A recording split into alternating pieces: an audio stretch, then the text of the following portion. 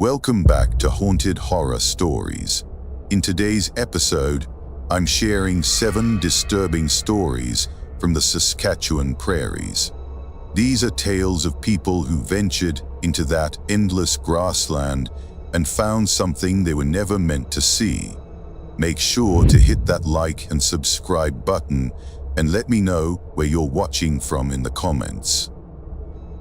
Story 1. My uncle left me his farmhouse about 40 miles southeast of Moose Jaw. I'd only been there twice as a kid, and what I remembered most was how the land just stretched out forever in every direction. No trees to speak of, just wheat fields and grass and sky that seemed to press down on you. The house sat at the end of a gravel road that ran straight for 3 miles without a single curve. You could see headlights coming from so far away they looked like stars that had fallen sideways. I drove up in late September to assess the property. The real estate agent said I should at least look at it before deciding whether to sell. It was a Saturday, and I'd packed enough supplies to stay the weekend. My boyfriend Jake had wanted to come, but his sister was getting married that same weekend. Looking back, I'm glad he wasn't there. The house was exactly as I remembered it: small, pale yellow siding, a sagging porch that groaned when you stepped on it. The key was under a ceramic frog by the door, just like the lawyer's letter said it would be. Inside smelled like dust and old coffee, but everything was neat. My uncle had been tidy, even at the end. His reading glasses were still folded on the kitchen table next to a book about steam engines. I spent the first few hours just walking through rooms, opening drawers, trying to decide what was worth keeping. In the bedroom closet, I found a shoebox full of photographs. My uncle as a young man, standing in those same wheat fields, looking strong and serious. There was a picture of the dog he'd had, some kind of collie mix. In the back of one photo, he'd written, "Baxter, 1987-1999, good boy." The sun was setting when I finally stepped outside. The light turned everything orange and gold, and for a moment I understood why he'd stayed out here. It was beautiful in a stark, lonely way.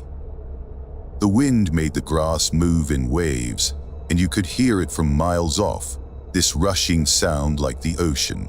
I'd made a sandwich and eaten it on the porch, watching the sky turn from orange to pink to purple. There wasn't another house visible in any direction. That's when I noticed the standing stone. It was maybe 100 yards from the house, out in the field where the wheat had been harvested down to stubble. I don't know how I'd missed it earlier. It was just a big dark rock, taller than a person, sticking up out of the flat ground. I walked out to look at it, my shoes crunching through the dry stalks. Up close, I could see it wasn't a natural stone. Someone had shaped it, carved it into a rough rectangular pillar. The surface was covered in marks, not writing exactly, but symbols. Circles and lines and shapes that might have been animals. The stone was dark gray, almost black, and cold to the touch, even though the day had been warm. I tried to tell myself it was probably some old survey marker or property boundary, but the symbols made my stomach feel tight. When I turned to walk back, the sun had fully set. I hadn't realized how fast the darkness came out here without streetlights. The house looked small and vulnerable, its lit windows the only bright thing for miles. As I walked, I had this creeping sense that the stone behind me was taller than it had been. I didn't look back. Inside, I locked the door and pulled the curtains. The house had that particular silence of isolation where you become hyper-aware of every small sound. The refrigerator humming, the walls settling, wind pushing against the windows. I tried to read for a while, but I kept glancing at the curtains, wondering what was outside in that darkness. Around 11, I went to brush my teeth. The bathroom had a small window that faced the back of the property, and I'd left the curtain open. As I was rinsing my mouth, I saw something move outside. Just a flash of pale in the darkness. I shut off the light and looked closer, my heart starting to pound harder. There was someone standing in the field. I could barely make out the shape, tall, very thin, maybe 100 feet from the house. They weren't moving, just standing there facing the window, facing me. I told myself it was probably a neighbor, someone checking on the property, but my uncle's nearest neighbor was 4 miles away. And why would they be standing in the field in the dark? I stepped back from the window and closed the curtain. My hands were shaking. I went through the house and checked every door, every window, making sure everything was locked. When I came back to peek through the bathroom curtain again, the figure was closer. Maybe 70 feet away now, still just standing there. That's when I called the police. The dispatcher was kind, but clearly thought I was being paranoid. She said they'd send someone out to check, but it would be at least 45 minutes. The nearest RCMP station was in Weyburn, and they had 1 car on patrol. She suggested it might be a scarecrow or a trick of the moonlight.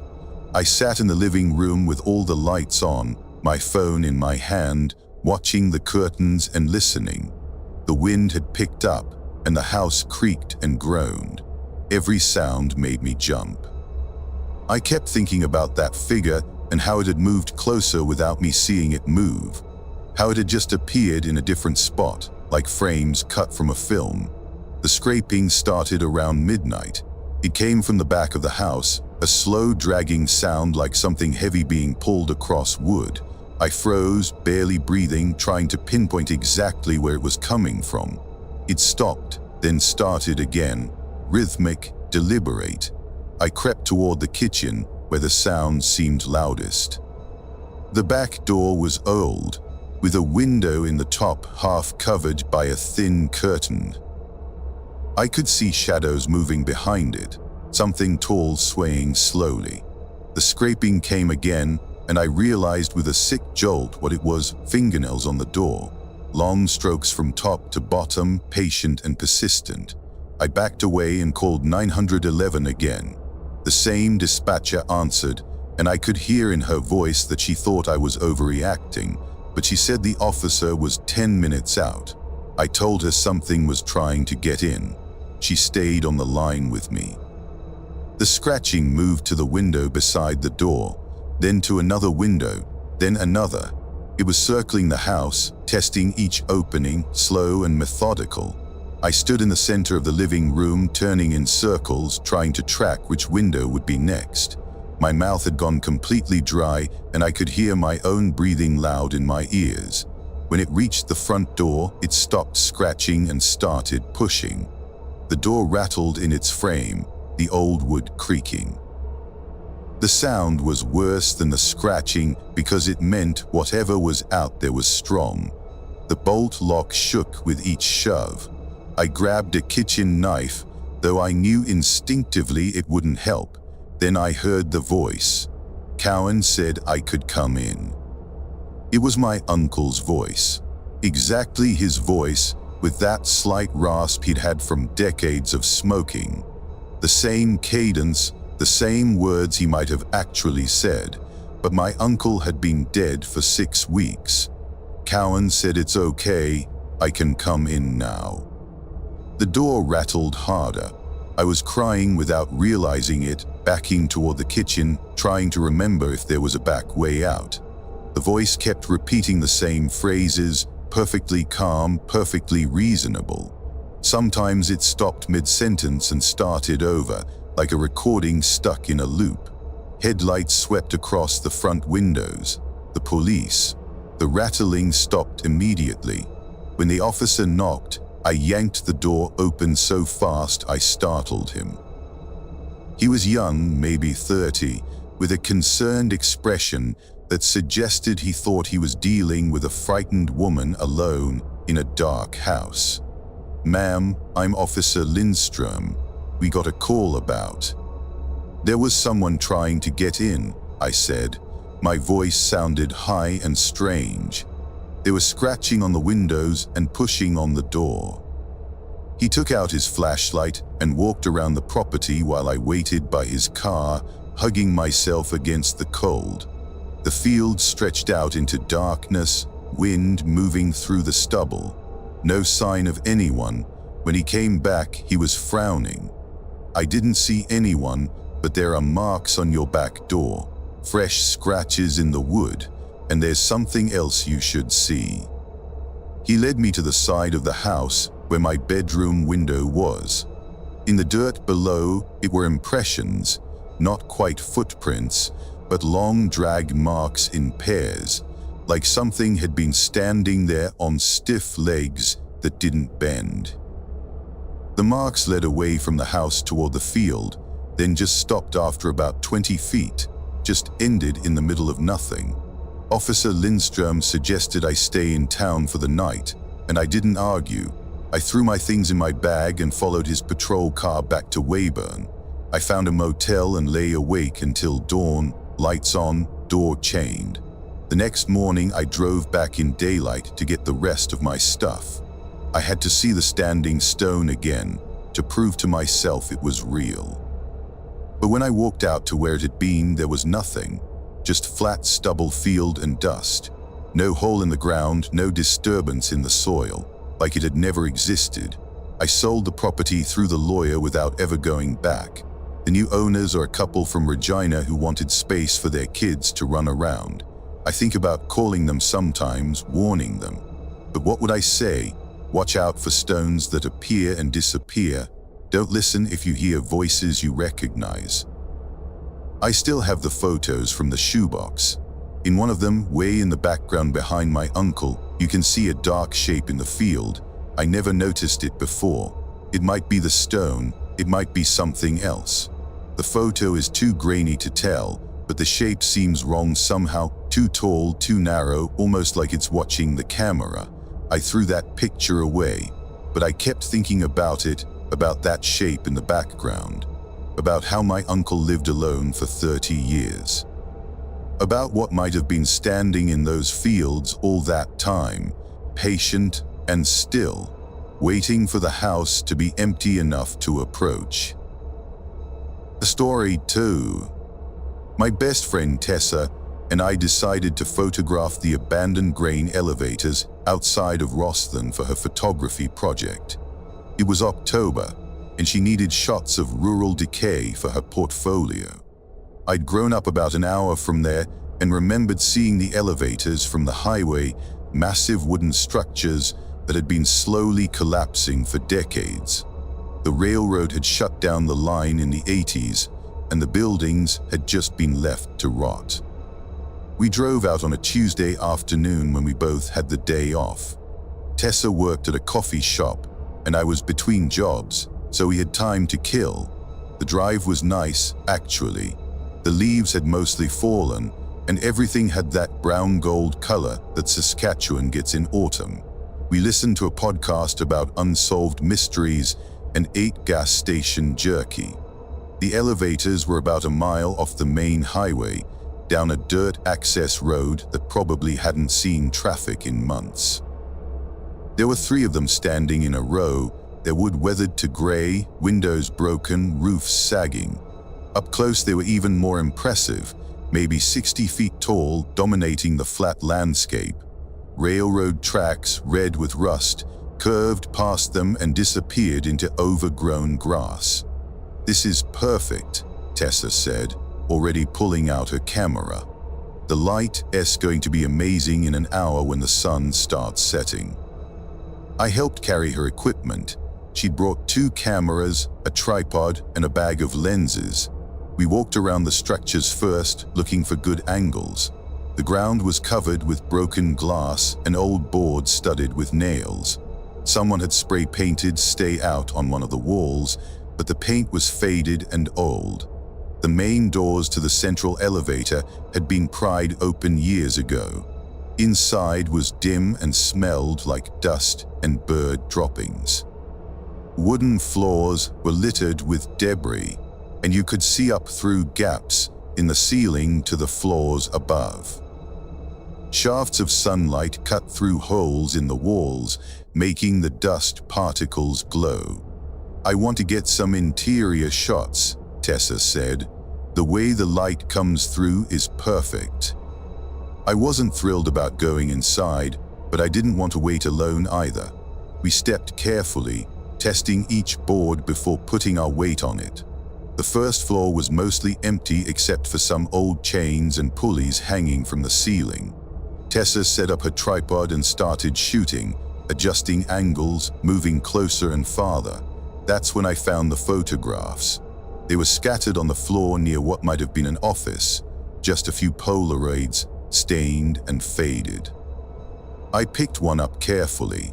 It showed the interior of this same building, but from higher up, maybe the second or third floor. You could see the wooden beams and the loading doors standing open to the outside. What made me stare was the figure in the photo. It was standing in the doorway, just a silhouette against the bright rectangle of daylight, but something about its proportions was wrong. The arms hung too low, past where the knees should be, and the head was tilted at an angle that made my neck hurt to look at. "Tessa, look at this." She came over, squinted at the photo. Probably just someone messing around. Urban explorers love leaving creepy stuff in abandoned places. But look at the arms.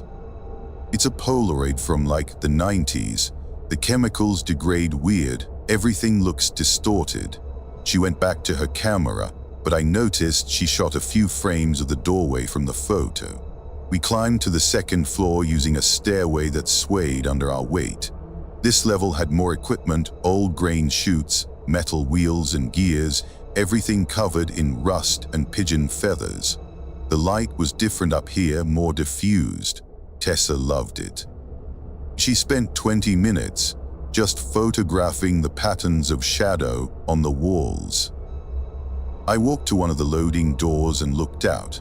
You could see for miles from up here, just prairie in every direction, roads cutting straight lines to the horizon. The wind had picked up, making the whole structure creak and groan. That's when I noticed the footprints. They were in the dust on the floor, leading from the stairway to another loading door on the opposite side.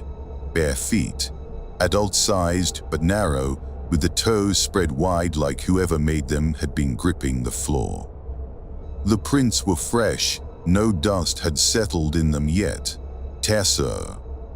She looked up from her camera, saw my face, followed my gaze to the prints. For a moment we both just stood there. The prints crossed the entire floor in a straight line, no deviation, like someone had walked across in the dark with perfect confidence. They ended at the open loading door, which faced out over a 40-foot drop to gravel and weeds. "Someone's been here recently," Tessa said, but her voice had lost its casual tone. "Maybe some kids. In bare feet, in October." We both looked at the loading door. Outside, the sun was starting to sink, turning the sky orange.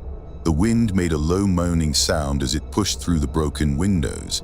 Tessa started packing up her equipment faster than necessary. That's when we heard the footsteps above us. Slow, deliberate steps moving across the third floor. The ceiling creaked with each footfall. We froze, looking up at the warped boards over our heads. The steps moved from one end of the building to the other, then stopped. Silence. "Hello," Tessa called. Her voice sounded small.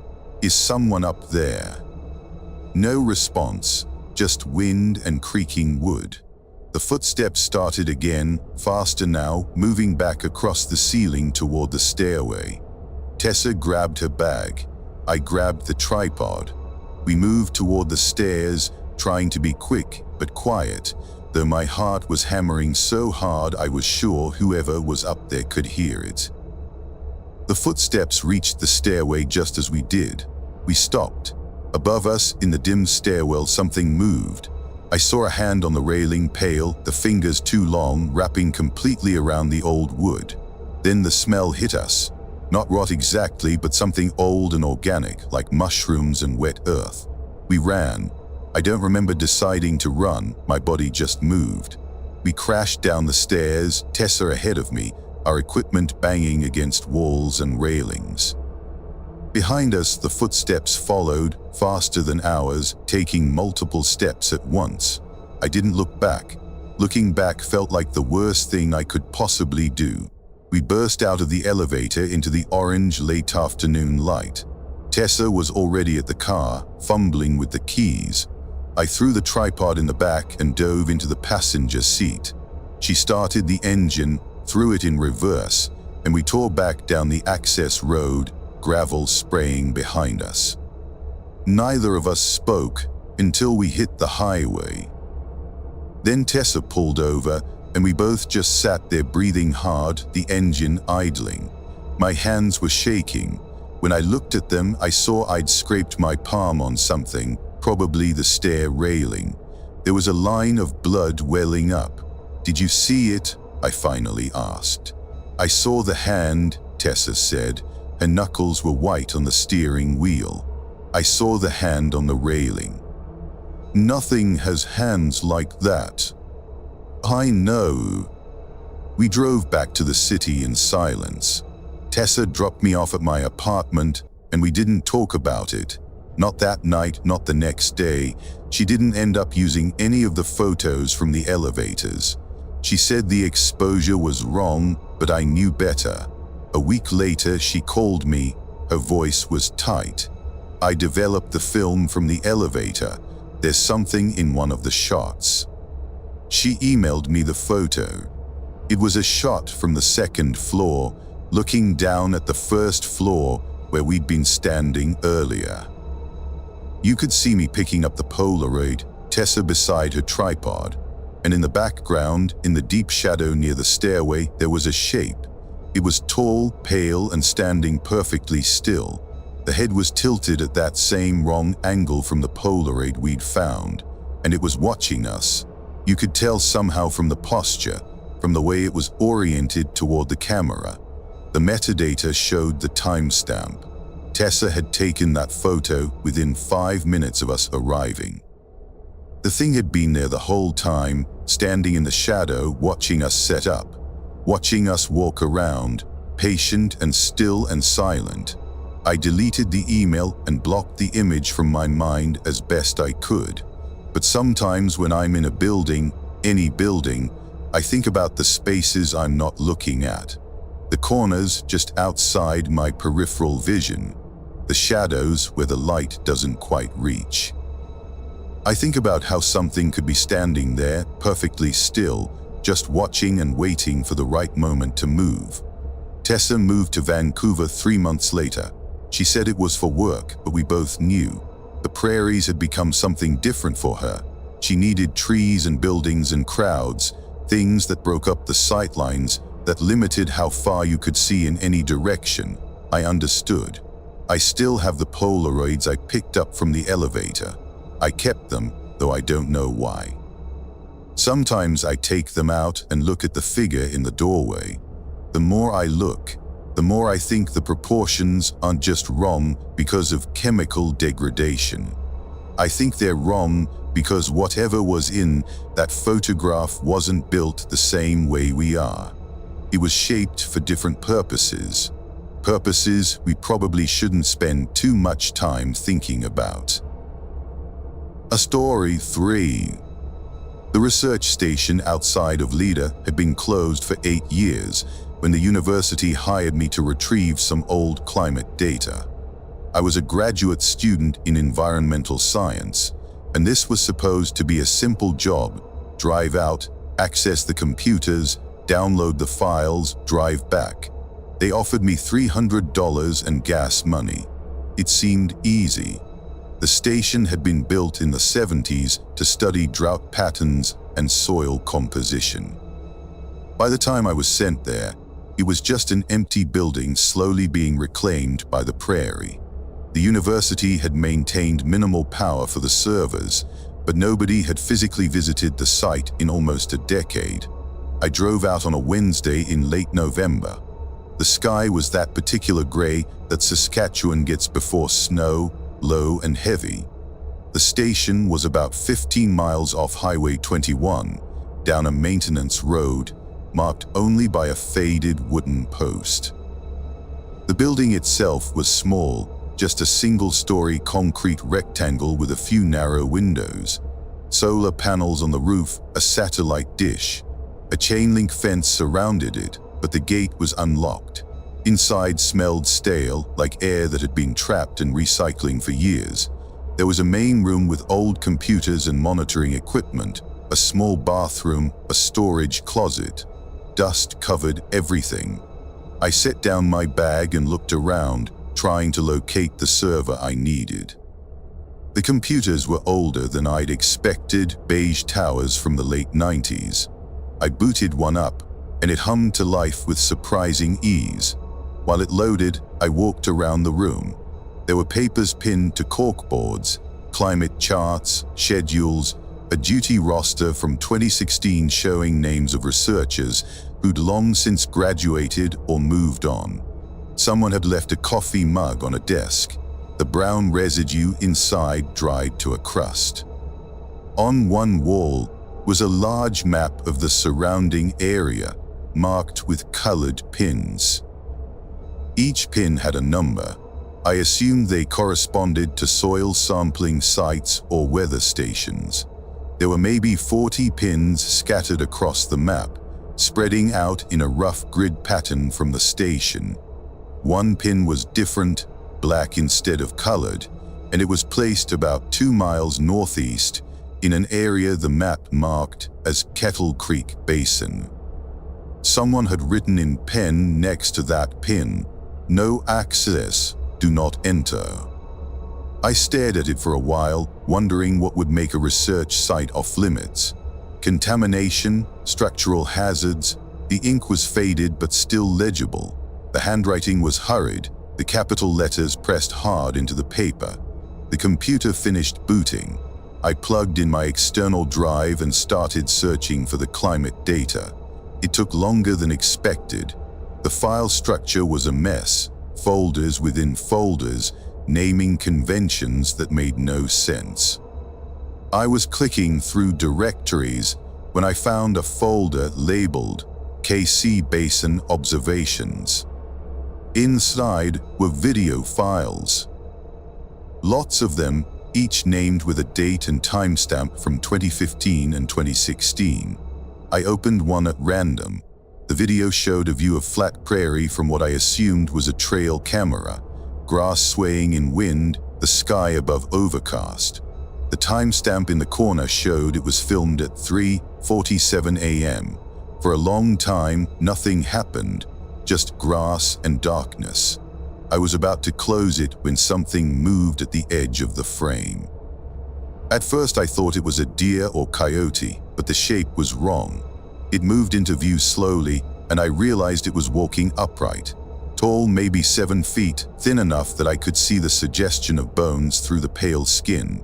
It moved across the frame from right to left, not looking at the camera, taking long strides that seemed too fluid, like its joints bent in more places than they should.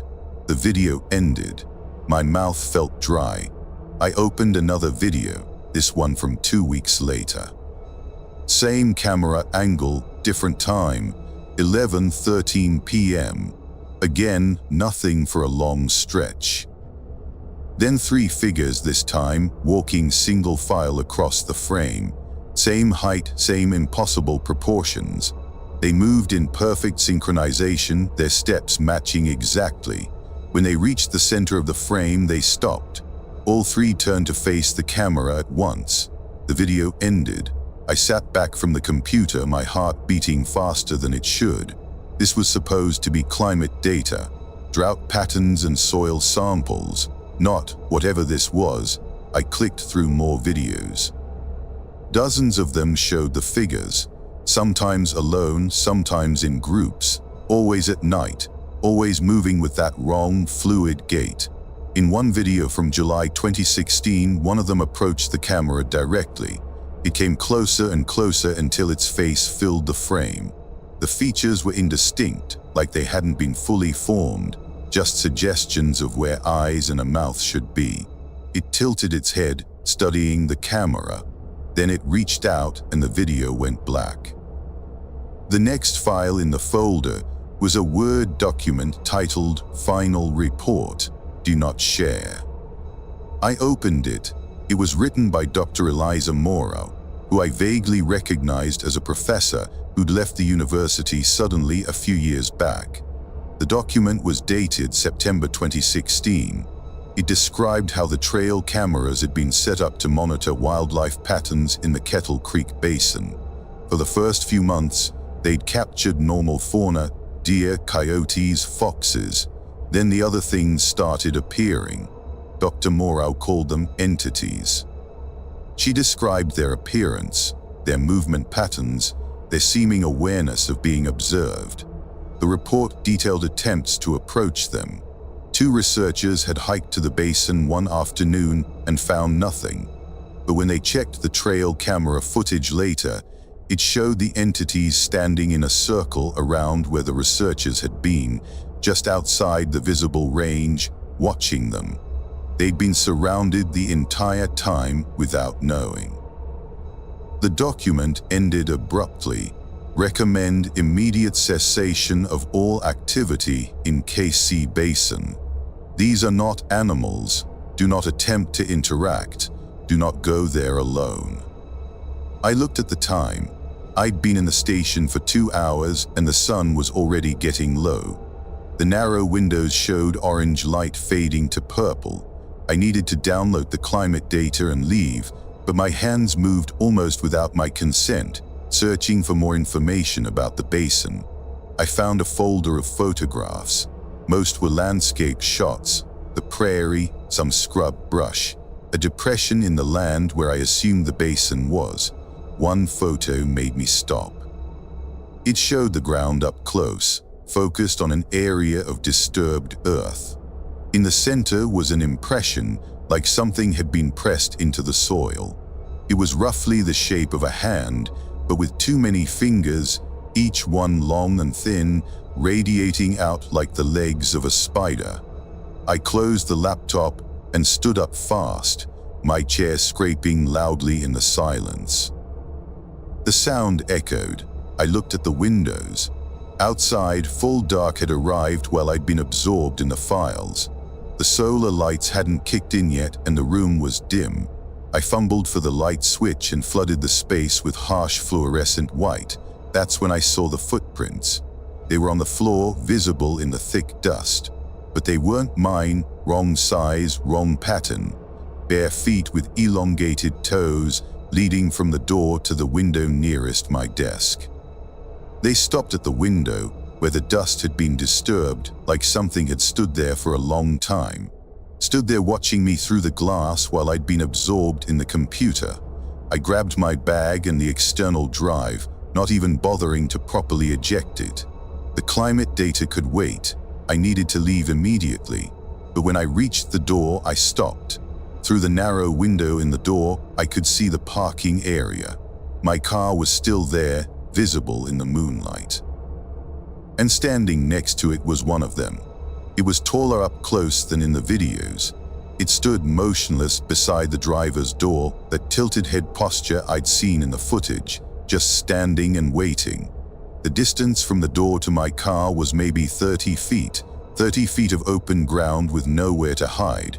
I stepped back from the door and tried to think. The station had a bathroom, a storage closet, the main room, no back exit. The windows were too narrow to climb through. My phone had no signal. It never had signal out here. I was completely alone, 15 miles from the nearest highway, with one of those things between me and my only way out. I went back to the computer and pulled up the research files again, searching desperately for anything useful.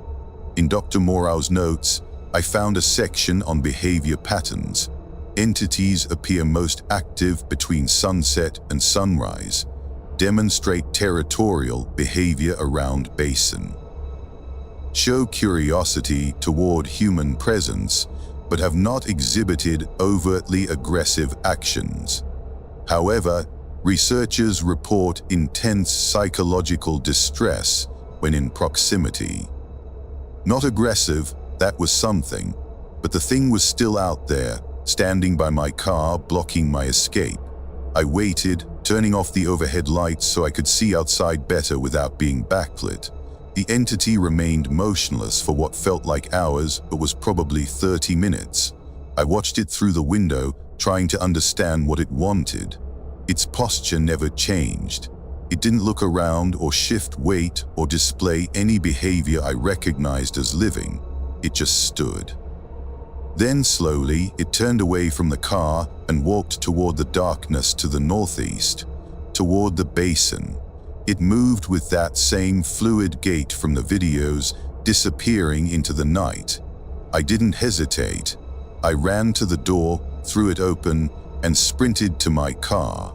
My hands shook so badly I could barely get the key in the ignition. The engine started, and I reversed so fast I nearly hit the fence. Then I was driving, tearing down the maintenance road, my headlights cutting through absolute darkness. I made it to the highway and didn't slow down until I saw the lights of swift current. The entire drive, I kept checking my rearview mirror, expecting to see something tall and pale standing in the road behind me, but there was only darkness. I delivered the external drive to the university the next day without mentioning what I'd found. Let someone else discover those files. Let someone else wonder what's out there in Kettle Creek Basin and whether it ever leaves. 3 weeks later, I got an email from the department. They were planning to decommission the research station permanently.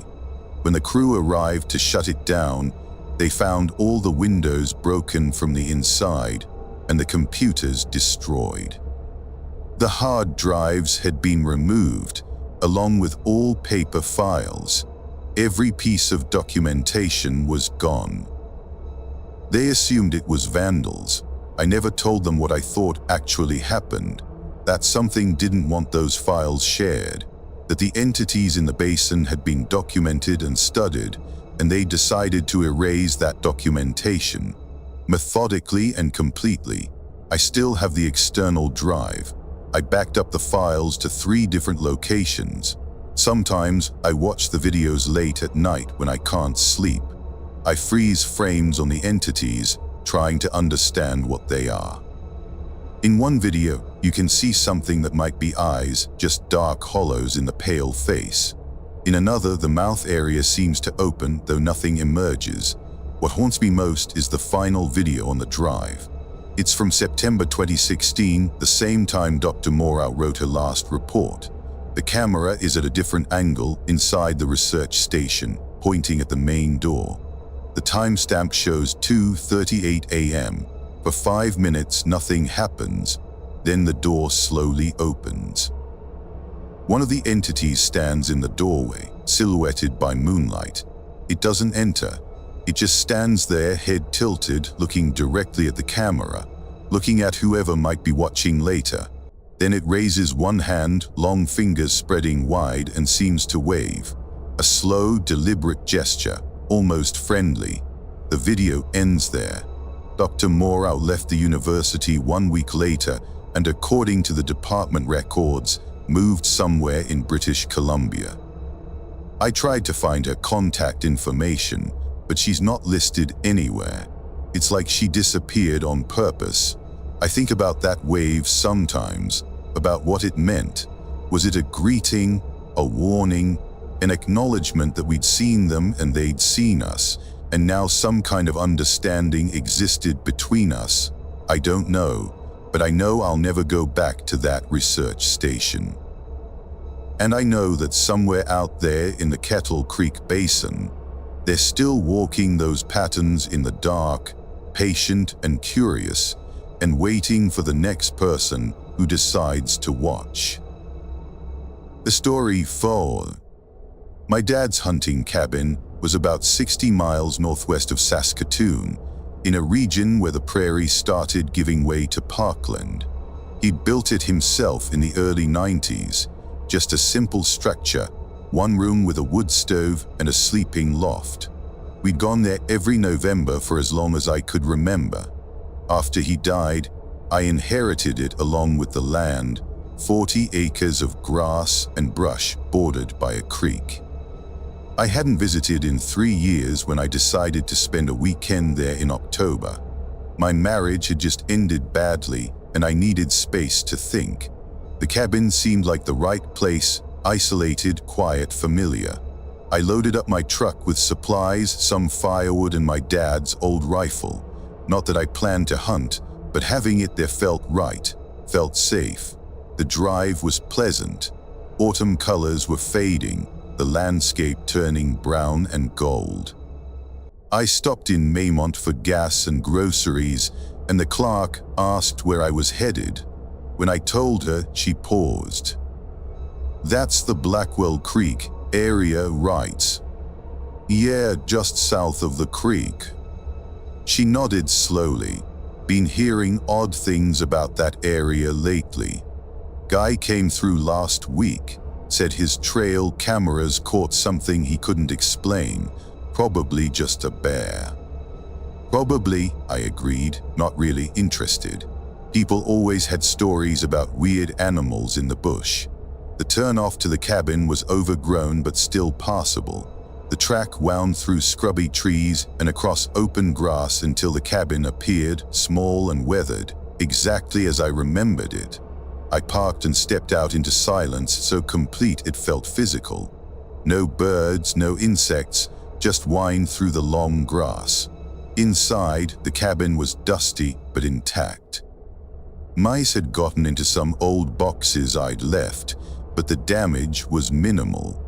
I swept out the worst of it, started a fire in the wood stove, and set up my sleeping bag in the loft. By the time I finished, the sun was setting, painting everything orange through the small windows. I made dinner on the propane camp stove, just pasta and sauce, and ate while watching darkness swallow the landscape outside. The cabin had no electricity, so I lit an oil lamp and read for a while by its flickering light. The wind picked up, making the walls creak. It was comforting in a way being alone like this. The ending of my marriage had been loud and complicated, full of accusations and lawyers. This silence felt healing. I was getting ready for bed when I heard the singing. It was faint at first, barely audible over the wind. A woman's voice, wordless melody coming from somewhere outside. I froze with my hand on the ladder to the loft, listening. The song wavered, rising and falling like it was moving closer and farther. Not quite sad, but not happy either, just strange and aimless. I went to the window and looked out. The moon was nearly full, bright enough to cast shadows. Nothing moved in the grass. The singing continued, seeming to circle the cabin. I tried to tell myself it was the wind making weird sounds through the trees, but the melody was too clear, too musical. "Hello," I called through the door. My voice sounded weak. "Is someone out there?" The singing stopped immediately. The silence that followed was somehow worse. I stood at the door, debating whether to go outside with the flashlight or stay inside.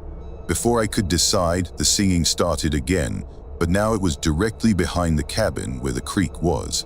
I grabbed the flashlight and the rifle and stepped outside. The night air was cold, making my breath fog. I moved around the cabin slowly, sweeping the flashlight across the grass and brush. Nothing. The singing had stopped again. I walked toward the creek, my boots crunching on dry leaves. The creek was about 50 yards from the cabin, a shallow channel lined with stones. Willow trees crowded both banks. I stood at the edge and shone my light across the water. Empty. But I had this overwhelming feeling that I was being watched, that somewhere in the darkness, something was looking at me with great attention. I went back to the cabin and locked the door. Sleep was difficult.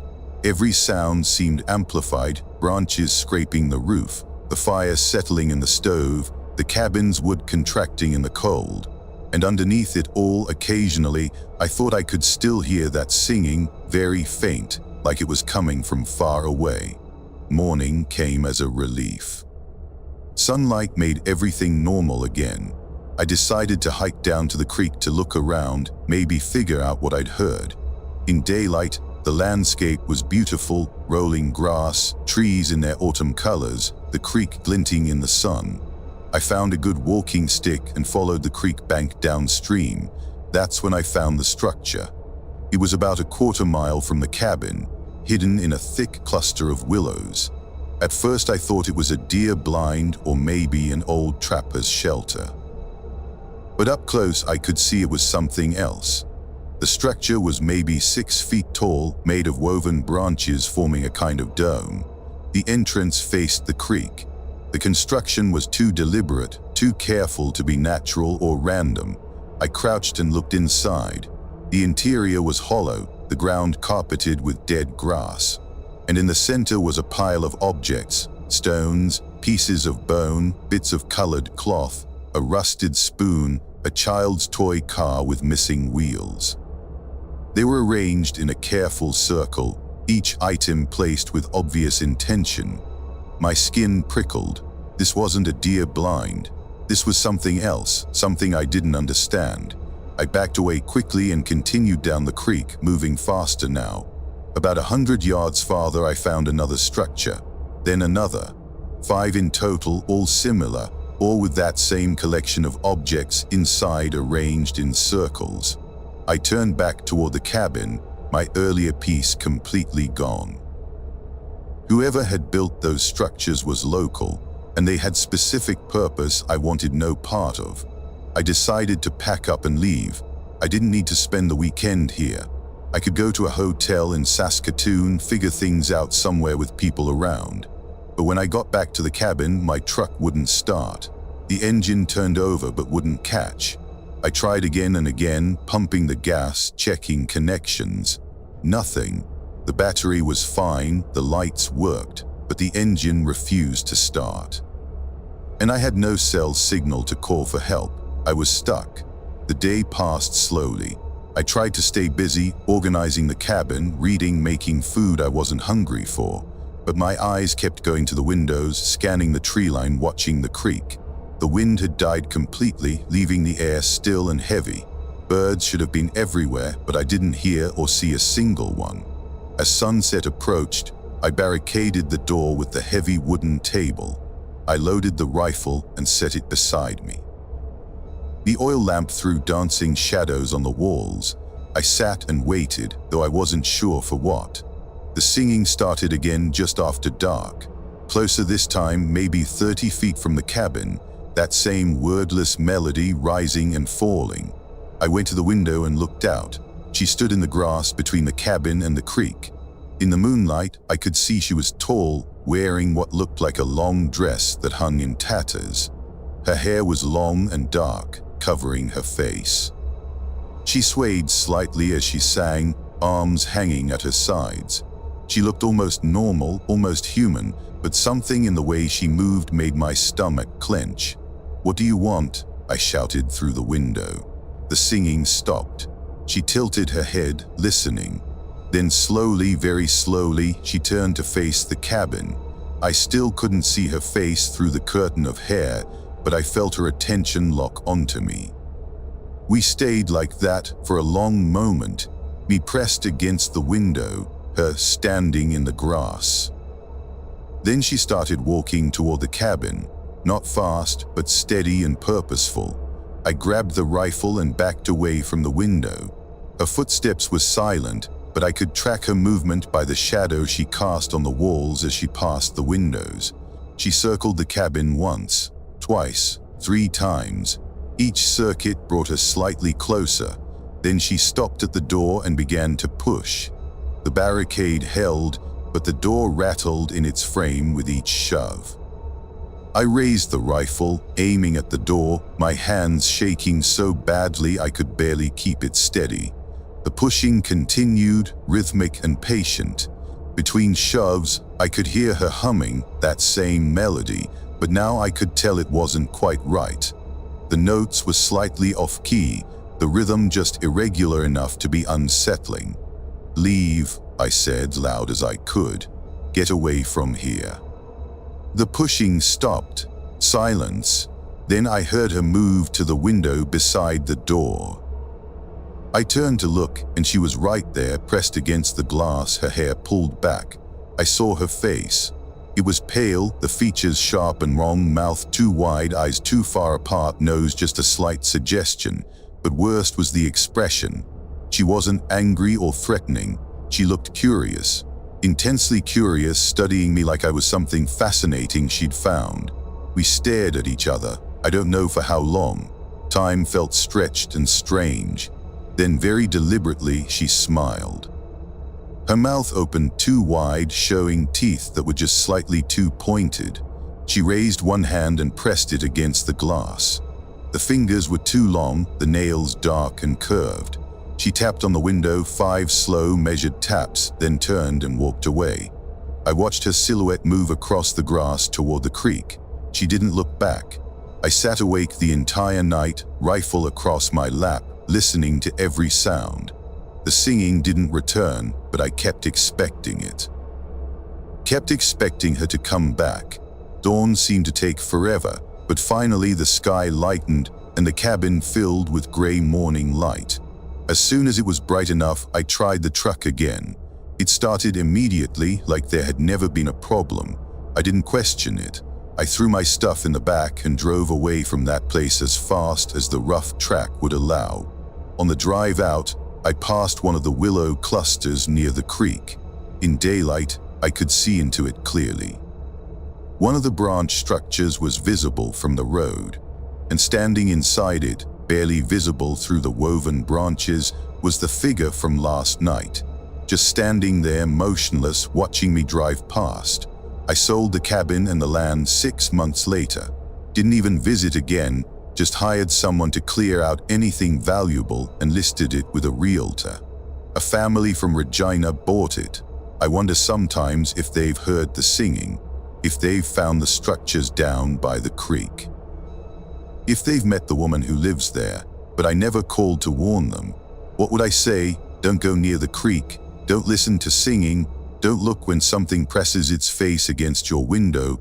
I still have dreams about that night, about her face in the glass, studying me with that curious expression, about her smile and those 2 long fingers, about the way she tapped on the window, 5 measured taps, like a code I was supposed to understand.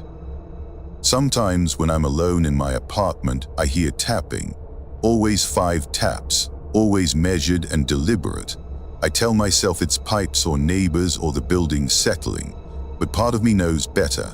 Part of me knows she marked me somehow that night, and now she's checking in, reminding me she's still out there, still curious, still waiting. And sometimes, very late at night, I hear singing through my bedroom wall, wordless and wandering, just slightly off-key. I bury my head under the pillow and wait for it to stop.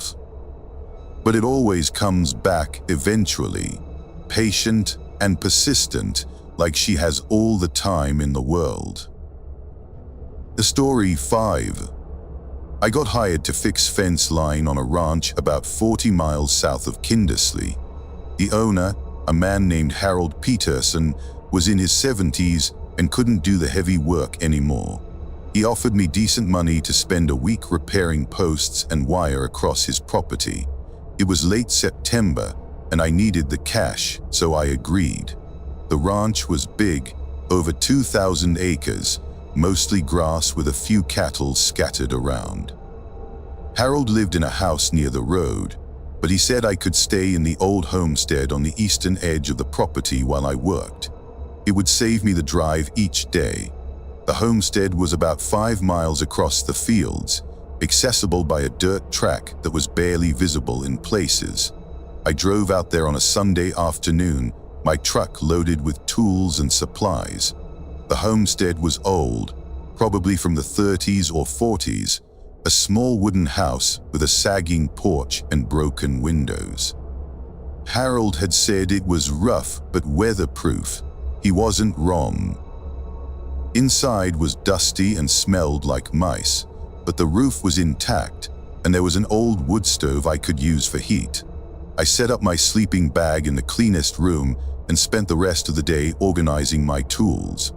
The landscape around the homestead was empty in that particular prairie way, grass stretching to the horizon in every direction, no trees, no buildings visible, just space and sky.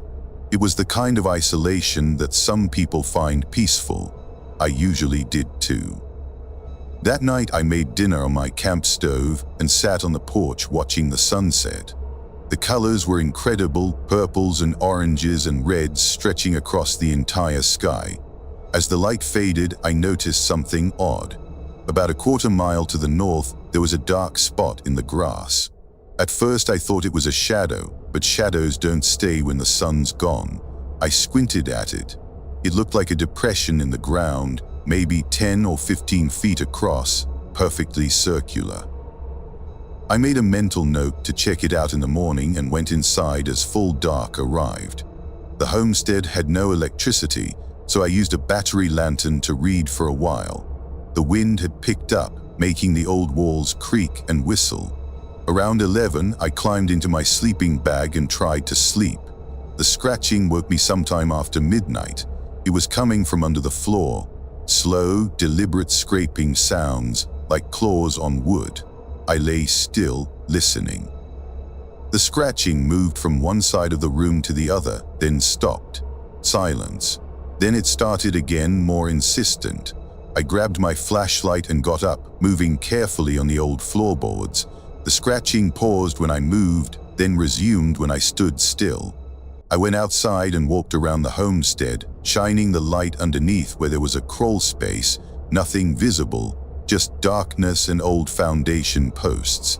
Back inside, the scratching had stopped. I convinced myself it was just an animal, probably a badger or coyote digging under the house. I went back to sleep, though it took a while. Morning came cold and clear. I spent the day working on fence about a mile west of the homestead, replacing rotted posts and tightening wire. The work was physical and satisfying, and I didn't think much about the scratching from the night before. By late afternoon, I'd made good progress. On the way back, I detoured north to check out that dark spot I'd seen. Up close, I could see it was definitely a depression, a circular pit maybe 12 feet across and 4 feet deep. The sides were smooth, almost sculpted, and the bottom was bare dirt. No grass grew there at all. Around the edges, the grass had been pushed outward, like something had pressed up from below. In the center of the pit was a hole. It was maybe 2 feet in diameter, dropping straight down into darkness. I knelt at the edge and shone my flashlight into it, but the beam didn't reach bottom. I picked up a rock and dropped it in. I counted 3 seconds before I heard it hit. That was deep, way deeper than any prairie dog or badger burrow. Something about that hole made me uncomfortable. The perfect smoothness of it, the way it seemed to swallow light. I backed away and headed to the homestead, telling myself I'd mention it to Harold next time I saw him. Probably an old well or something. That night the scratching started earlier, around 10 p.m. before I'd even tried to sleep. It moved across the floor beneath me in systematic patterns, back and forth, like something was mapping the space. I tried to ignore it, but after an hour I couldn't take it anymore. I went outside with my flashlight and walked around to the crawl space. This time, I got down on my hands and knees and shone the light underneath. The beam swept across dirt and foundation posts and old debris. Then it caught something pale. It was pressed against the far foundation wall, maybe 15 feet away, pale and rounded, roughly the size of my torso. At first I thought it was a dead animal, something bloated, but as I stared I realized it was moving, breathing. The surface rippled slowly, expanding and contracting. I scrambled back and stood up fast, my heart slamming. What the hell was that? I watched the crawl space entrance, expecting I don't know what, for that thing to come out. But nothing moved. After a few minutes, the scratching under the floor resumed. I didn't sleep that night.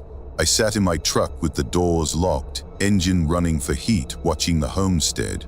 Around 3 a.m. something emerged. It came from the crawl space slowly, squeezing through the gap between the foundation and the ground. In the moonlight, I could see it was pale and segmented, moving like a caterpillar but much larger. Maybe 6 feet long, as thick as my leg. It had no visible head or eyes, just a blunt front end that swayed as it moved. It pulled itself across the ground toward the dark spot, toward that hole. I watched it cross the grass, leaving a trail of pressed-down vegetation. When it reached the pit, it didn't hesitate. It just slid over the edge and down into the hole, disappearing in seconds. The hole swallowed it completely. I sat there shaking, hands gripping the steering wheel. Every instinct told me to drive away immediately, but my tools and supplies were in the homestead, and dawn was only a few hours away. I decided to wait for daylight. As soon as the sun rose, I went into the homestead and gathered my stuff as fast as I could. I wasn't staying another night. I could tell Harold I had a family emergency or something. While I was loading my truck, I noticed something on the ground near the porch. It was a shell, pale, papery, about 3 feet long, like a molt. The thing I'd seen had shed it, left it behind like a cicada leaving its husk. I didn't touch it. I just stared at it for a moment, then finished loading and drove straight to Harold's house. He was in his yard working on a tractor. I told him I couldn't stay at the homestead, that there was something wrong with the foundation and I didn't feel safe. I didn't mention what I'd seen. He looked annoyed but accepted it. Said I could drive out each day from town if I wanted to finish the job. Strange things happen out that way sometimes, he said after a pause. My grandfather used to tell stories, said the land was hollow in places, that things lived in the gaps. Course, he was half crazy by the end. What kind of things? Didn't say specifically, just told me to stay away from any holes I found. Said if I saw the grass pushed up in circles, I should mark it and keep my distance. I finished the fence work over the next 4 days, driving out each morning and leaving before sunset. I stayed far away from the eastern edge of the property. On my last day, curiosity got the better of me. I drove past the homestead to check the pit one more time. The hole was gone, filled in completely with fresh dirt like it had never existed. The circular depression was still there, but the opening in the center had been plugged. I got out of my truck and walked to the edge. The dirt was loose, recently moved, and around the pit in the pressed grass were drag marks, lots of them. Like multiple things had emerged and traveled outward in different directions. I followed one of the trails with my eyes. It led east toward a section of Harold's property I hadn't worked on yet, toward another dark spot in the grass about half a mile away. I got back in my truck and left. I didn't tell Harold what I'd found. I took my payment and tried to forget about it. But sometimes I think about those marks in the grass, about how many there were spreading out across the prairie. About what Harold's grandfather had said, that the land was hollow in places, and I wonder how many holes there are out there, scattered across Saskatchewan, hidden in the grass where nobody goes. How many things are down there, moving through spaces we can't see, occasionally coming up to molt or feed or whatever it is they do. I still do fence work sometimes, but I turn down any jobs that take me too far from roads. And if I see a circular depression in the grass, a dark spot where nothing grows, I mark it on my GPS and tell the landowner to fill it in. Most of them laugh it off. Some ask why. I never tell them the real reason. I just say it's a safety hazard for cattle, that something might fall in and get hurt. They usually agree to fill it, but I know the truth. Those holes don't stay filled. Whatever's down there doesn't want them filled. And sooner or later, when nobody's watching, they'll open again. The pale things will emerge in the dark, following their patterns, doing whatever incomprehensible things they do above ground before sliding back into the earth. The prairie seems empty and safe, but that's only because we don't look closely enough. Don't stay long enough in the quiet places. Don't watch what happens after the sun goes down. But I've looked, I've seen, and I know that under that grass, under that endless sky, the land is anything but empty. A story 6. My younger brother Marcus convinced me to help him scatter our mother's ashes near Buffalo Pound Lake. She'd grown up not far from there, and it had been her favorite place as a child. She'd died in March, and we'd kept the ashes for months, neither of us quite ready. By October, Marcus said it was time. He found a spot on a map, a small rise overlooking the water, accessible by an old service road that was technically closed but still passable. We drove out on a Saturday morning, the urn in a backpack between us. Marcus was 24, 6 years younger than me, and he'd been taking Mom's death harder. He'd lived with her until the end, taking care of her through the cancer. I'd visited when I could, but I'd had work and my own life in Regina. The guilt sat between us in the truck, unspoken. The service road was rougher than the map suggested. We bounced over ruts and through tall grass until Marcus finally parked near a cluster of bushes. From there, we'd hike the last half mile. The day was overcast, cold, with that feeling in the air that meant snow was coming soon. We walked in silence, carrying the backpack between us. The rise was visible ahead, a gentle slope leading to a view of the lake. Water stretched gray and choppy in the wind. It was beautiful in a stark way, and I could imagine why Mom had loved it. Halfway up the rise, Marcus stopped. "You hear that?" I listened. Under the wind, there was another sound, rhythmic and mechanical, beeping. It was faint but clear, coming from somewhere ahead of us. We climbed the rest of the way and found the source. At the top of the rise was a metal box, partially buried in the ground.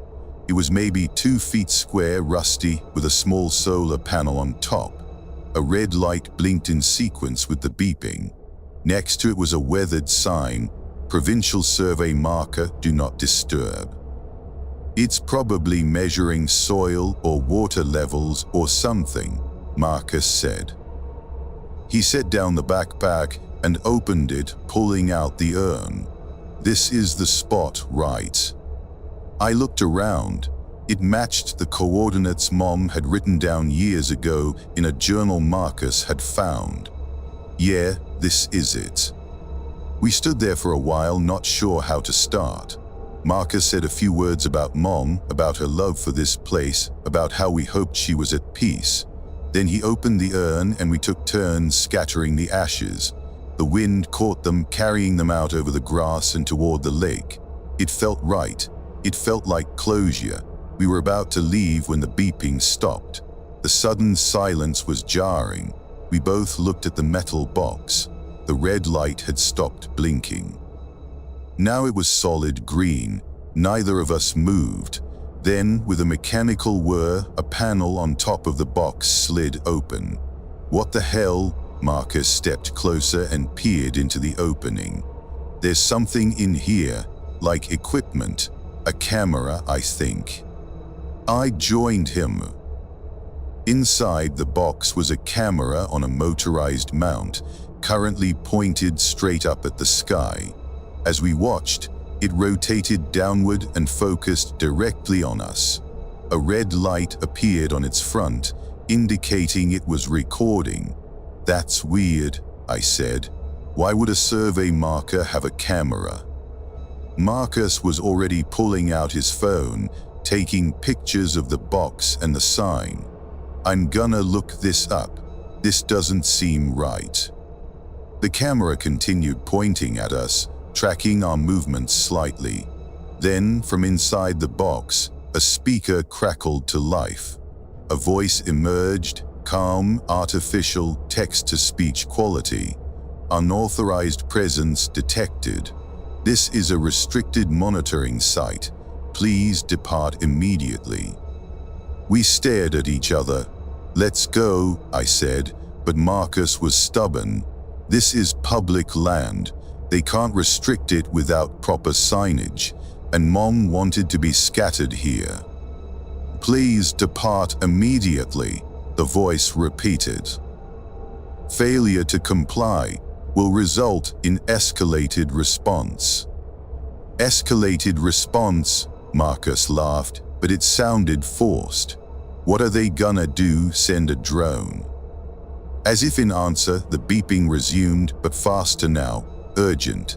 The camera swiveled away from us and pointed northeast toward a section of prairie that sloped down toward a creek bed. We followed its direction. Something was moving out there. At first, it was just a disturbance in the grass, like wind pushing through, but the wind was coming from the west. This movement was traveling perpendicular to it, coming uphill toward us. Fast. "Marcus, we need to leave right now." He'd already grabbed the backpack. We started down the rise at a quick walk, but I couldn't stop looking back. The disturbance in the grass was getting closer. I could see the stalks being pushed aside in a line, something moving through them just below the level of visibility. We broke into a run. Behind us, the beeping reached a frantic pace, then stopped. In the new silence, I could hear the grass rustling as whatever it was continued its pursuit. We reached the truck, breathless. Marcus fumbled with the keys, dropped them, grabbed them again. The engine started and he threw it in reverse. As we backed down the service road, I watched through the rear window. The grass at the top of the rise was moving. Something emerged partially, a dark shape, low and wide, with what might have been limbs or appendages. It was too far away to see clearly, but I got an impression of mechanical movement, jointed and precise. "Drive faster," I said. Marcus didn't need encouragement. We bounced violently over the rough road until we hit the main gravel track, then paved highway. We didn't stop until we reached a gas station in Quapel. Both of us were shaking. "What the hell was that?" Marcus kept saying. "What was that?" I didn't have an answer. We sat in the truck for a long time, trying to make sense of it. Eventually, Marcus pulled up the location on his phone and started researching. Provincial survey markers, monitoring sites, environmental sensors. Nothing matched what we'd seen. He found no record of any official equipment at those coordinates. We drove back to Regina and tried to move on, but Marcus couldn't let it go. He filed inquiries with the Provincial Environment Department, the Ministry of Natural Resources, even the RCMP. Every response was the same: no record of any monitoring equipment at that location. No restricted sites near Buffalo Pound Lake matching his description. They suggested he was mistaken about the coordinates or had encountered vandalism, someone's art project or prank. 3 weeks later, Marcus drove back to the site alone. He didn't tell me he was going. I only found out when he didn't answer his phone for 2 days. I drove to his apartment and found it locked, his truck gone. His laptop was open on the kitchen table, a map displayed on the screen showing the same coordinates. I called the RCMP. They sent someone to check the site but found nothing unusual. No metal box, no sign, no camera, just grass and the rise overlooking the lake. They searched the area for Marcus but found no trace. His truck was discovered 3 days later, parked at a different location about 5 miles away, keys still in the ignition. No sign of struggle. No footprints leading away, just the empty vehicle. They classified him as a voluntary missing person. Suggested he might be dealing with grief, that he'd walked away from his life. They searched for a week, then 2 weeks, then the case went cold. I kept pushing, kept insisting something had happened at that site, but without evidence there was nothing they could do. I went back to the coordinates myself multiple times. There's never anything there, just grass and wind and the view of the lake. I've searched every inch of that rise. I've dug into the ground where I remember the metal box being. Nothing. But sometimes when I'm there I hear beeping, faint and distant, like it's coming from underground or from somewhere just beyond hearing range. And sometimes, out of the corner of my eye, I see the grass moving in ways the wind doesn't explain. A line of disturbance, traveling in purposeful directions, always moving away before I can focus on it. I stopped going after a while. The not knowing was eating me alive, but the knowing felt worse.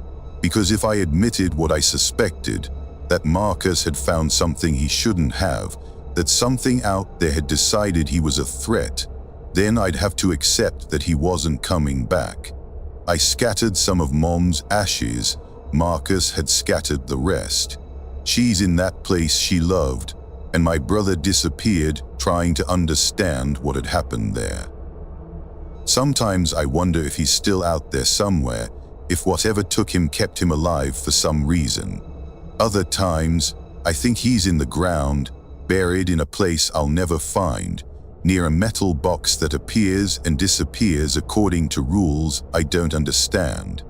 The guilt is crushing. I should have stopped him from going back alone. I should have believed him more when he said something wasn't right. I should have done a lot of things differently. I still get emails sometimes from automated systems, surveys, newsletters, things Marcus had signed up for. Last month I got one from the Provincial Environment Department about volunteer monitoring programs. The email included a map showing locations where they needed volunteers to check equipment. One of the marked locations was exactly where we'd scattered Mom's ashes. The description said, "Remote monitoring site equipment check needed, last maintenance 2019. I deleted the email. I'm not going back there. Whatever is monitoring that site, whatever is underneath or behind that equipment, it's not something I can fight or understand.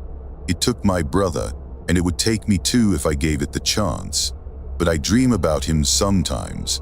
Dream that he's standing in that grass on the rise, waving to me. When I get closer in the dream, I see his expression isn't quite right. The movements are slightly off, mechanical, like he's being puppeted. And when he speaks, his voice has that same text-to-speech quality the box's voice had. Please depart immediately, he says in the dream, Marcus's face with someone else's words. Unauthorized presence detected.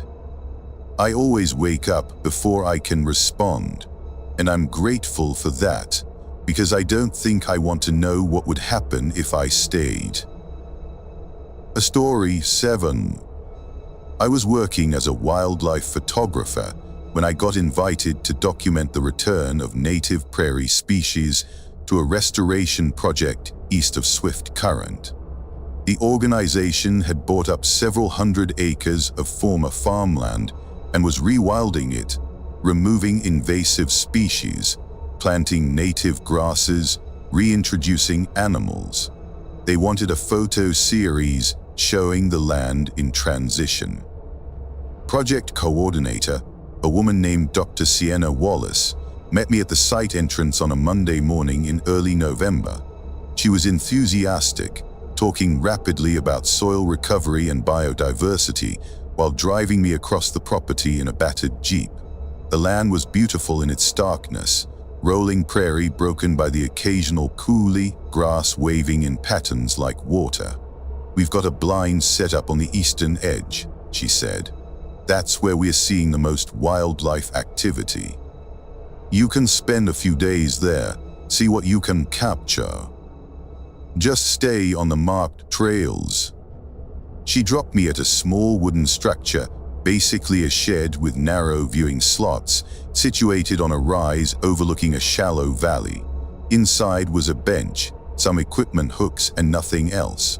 I set up my cameras and settled in for the long, patient work of wildlife photography. The first day was uneventful but productive. I photographed deer, a family of foxes, various birds. The restoration was clearly working. As the sun set, I packed up and hiked the 2 miles back to where I'd left my truck, pleased with the day's work. The second day was similar, though I noticed something odd. Around noon, all the wildlife disappeared, not gradually, suddenly. One moment there were birds calling and movement in the grass, the next complete silence. I sat in the blind for 3 hours without seeing or hearing anything, not even insects. Around 3 p.m., the activity resumed as abruptly as it had stopped. Deer reappeared, birds started calling. I made a note to ask Dr. Wallace about it. Maybe there was a predator that hunted midday, something that spooked everything else into hiding. On the third day, I decided to stay later, hoping to catch some twilight shots. The blind was equipped with a small battery-powered heater, so I'd be comfortable. As the sun set and the light turned gold, I got some beautiful shots of a coyote moving through the grass. Full dark arrived around 6:30. I was packing up when I heard the humming. It was low-pitched, more felt than heard, vibrating through the ground and up into the blind's wooden structure. I froze, listening. The hum was constant, unwavering, coming from somewhere in the valley below. I pressed my eye to one of the viewing slots, trying to see through the darkness. There was a light down there. It was pale green, diffuse, moving slowly through the grass like a spotlight sweeping across the ground. The light didn't cast shadows the way a normal light would. It seemed to make the grass glow from within. As I watched, more lights appeared, 5, 6, 7 of them spread across the valley, all moving in slow, systematic patterns. The humming intensified. The lights began moving in coordinated spirals, coming together in the center of the valley where they merged into one larger glow. The grass beneath them flattened in a perfect circle, maybe 30 feet across. And in the center of the circle, something rose from the ground. I grabbed my camera with the night lens and started shooting, my hands shaking. Through the viewfinder, I could see the shape more clearly. It was tall, maybe 10 feet, and vaguely cylindrical.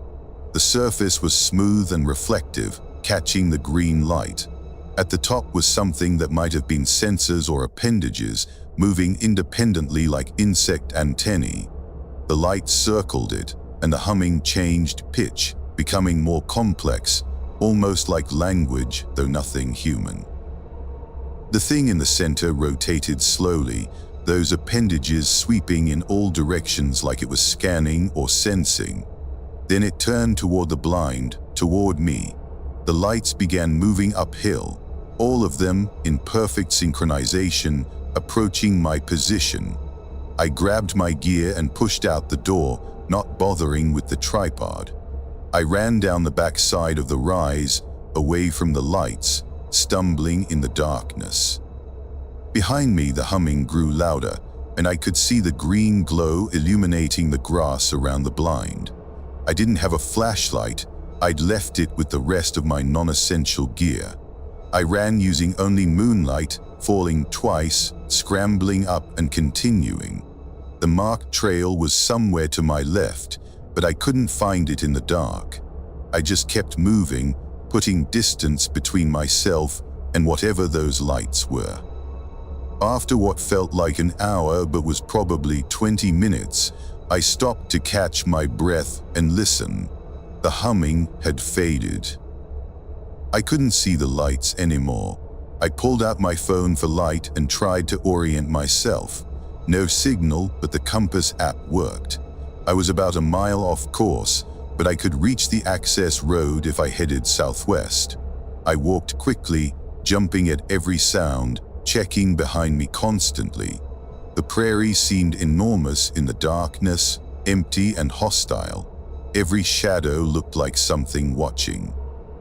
I reached my truck around 9 p.m., threw my gear in the back, and drove straight to the project headquarters. Dr. Wallace's car was still there, lights on in the building. I burst through the door, and she looked up from her desk, startled. "What happened, you look?" I told her everything, the words tumbling out. The lights, The humming, the thing in the valley. She listened with an expression I couldn't read, concern mixed with something else. Resignation, maybe. I was hoping we'd have more time before someone saw that, she said quietly. Before someone saw what? What is that thing? She gestured for me to sit. This project isn't just about ecological restoration, it's also monitoring. 5 years ago, ranchers in this area started reporting strange phenomena, lights, sounds, equipment malfunctions. The government investigated quietly and found anomalies. We don't know what they are. Sensors we've placed detect them, but we can't predict when they'll appear. You knew those things were out there, and you sent me to photograph wildlife. The blind is outside the primary activity zone.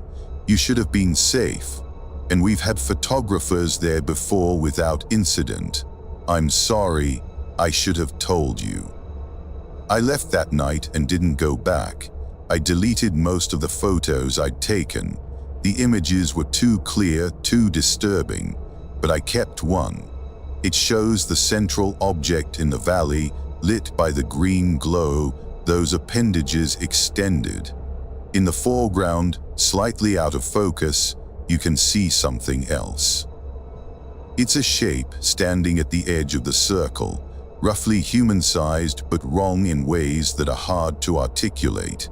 The posture is too stiff, the proportions slightly off, and it's facing the camera, facing the blind where I'd been standing, like it had known I was there all along.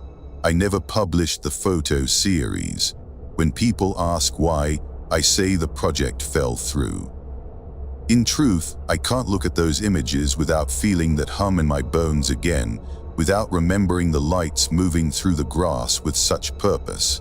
Dr. Wallace called me once, about a month later. She said the phenomena had increased in frequency, that they were considering evacuating and closing the site. She sounded tired, almost defeated. She asked if I'd be willing to talk to some federal investigators who were taking over the monitoring. I declined. Last I heard, the restoration project shut down officially. The land was transferred to some agency I'd never heard of and fenced off completely. There are no signs, no warnings, just new fences and gates with serious locks. On satellite imagery, you can see the property clearly, grass and coulees and that shallow valley in the eastern section. But if you zoom in close enough, you can see something strange. There are circles in the grass, darker patches where nothing grows. 7 of them spread across the valley in a pattern that might be random, but feels intentional. They weren't there before. I checked older satellite images. Those circles appeared within the last year. Sometimes, I wonder what's happening at that site now with nobody watching. Whether those lights still appear, whether that central object still rises from the ground, whether the circles are growing or multiplying or doing something else entirely. I wonder if Dr. Wallace is still involved, still monitoring from a distance, or if she walked away like I did. I wonder if the federal investigators figured anything out, or if they're just documenting phenomena they can't explain, adding data to files that will never be shared publicly. Mostly, though, I think about that shape at the edge of the circle, about how it was watching me while I watched the lights, about how it stood so perfectly still, like it was learning, studying human behavior, figuring us out.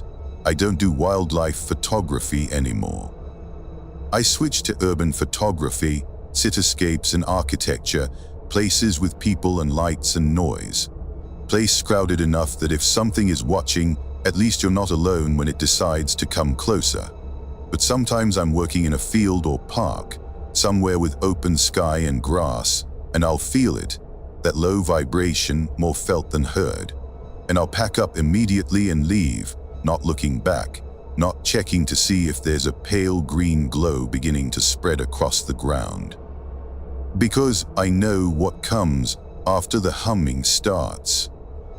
And I know that some things are better left unwitnessed, undocumented, unknown. Thanks for watching. If you enjoyed these stories, hit that like button and subscribe for more. Let me know in the comments which story unsettled you most, and share this with your friends who love a good scare. Until next time, stay safe out there.